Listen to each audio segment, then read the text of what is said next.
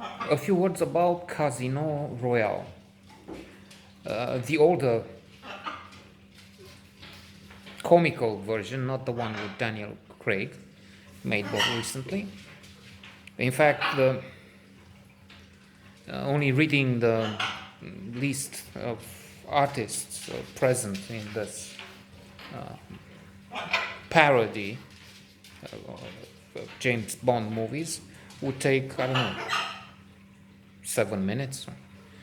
David Niven, Peter Sellers, Woody Allen, Orson Welles, Jacqueline Bisset, Jean-Paul Belmondo, and it goes on and on. Alas, as one critic has said, this is a dark spot on the CV of all those included. It depends on the definition of what the definition of is, to quote President Clinton during his impeachment trial over the Monica Lewinsky affair. This is the situation for this critic. It's relative. This viewer cannot really fall from the chair. Well, he can if he tries, in admiration. So I'm not saying that critic is wrong and this is stupendous, miraculous. No, but it is interesting to watch some of the best actors and directors working together. The film had, by the way, 5 directors, but within it we have actors and directors. That's what I was trying to say, like Woody Allen, Orson Welles, some of the greatest. Now, there's a shadow cast over Woody Allen, but let's not get into that because of his private affairs, personal life. In the movie, he has some interesting scenes. He is a prisoner about to be executed, and he escapes, mocking the idea that in James Bond 007 movies, always we have miraculous escapes. James Bond in Goldfinger, let's say, the one I mentioned, I mentioned a few words about yesterday, posted yesterday. He's tied up, there's a laser coming within centimeters of his private parts, and then it's going to destroy him. So there's no way out, but he just tries a ruse, tries to say he knows about the operation, and then of course he's escaped. And he's locked up in a safe in Fort Knox with the atomic bomb, and let's not say what happens. Even if that would not be a spoiler alert, because we're not talking about that movie, we're supposed to talk about Casino Royale.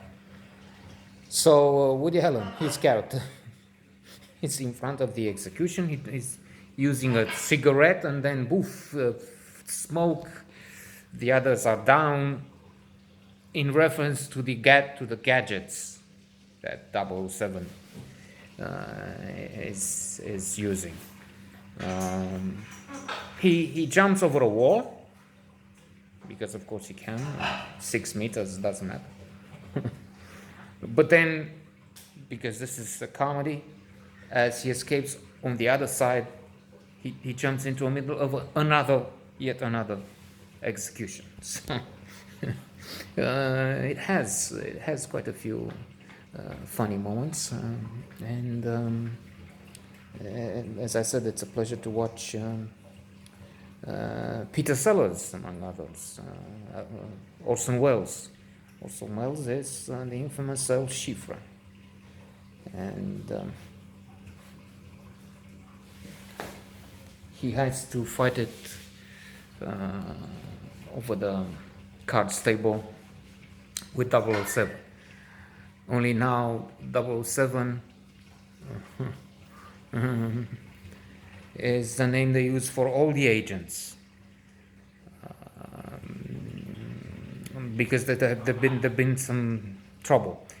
Niven, as one of the leaders of the intelligence service, is looking at the map right there at the beginning, and again I thought that amusing and marking what goes on in the James Bond series, womanizer as he is, we know. So he has a map and black signs and bad news. In Spain, in a bordello, the agent was taken up. I don't remember the exact places.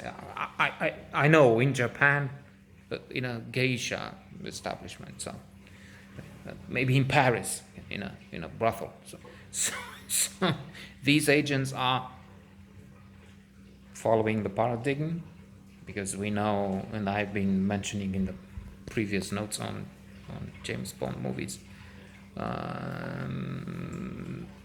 that's not working well in this age, the age of Me Too, and to have this. Plus, it's not only politically incorrect, but it doesn't reflect reality. Secret agents have to be bland, common. They don't stand out, and they don't have this intense love affair. I mean, love life. It's absurd, unprofessional, to say the least. So, astounding? No. Interesting and amusing? At times, yes.